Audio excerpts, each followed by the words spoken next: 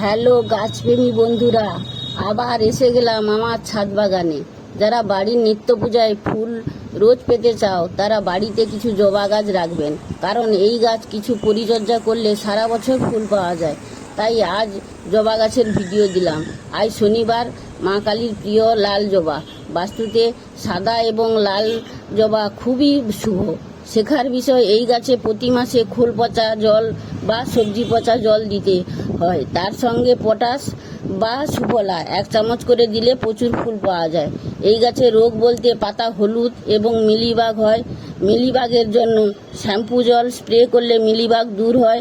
আর পাতা হলুদ হলে 1 চামচ ম্যাগনেসিয়াম সালফেট দিলে বা 1 চামচ অনুখাদ্য দিলে পাতা হলুদ দূর হয়। মা কালী পুজোর দিনে তাই জবা গাছ নিয়ে কথা বললাম।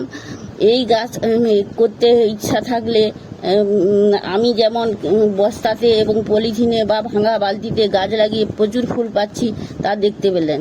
আজ তাহলে আসি। থ্যাংক ইউ, ধন্যবাদ।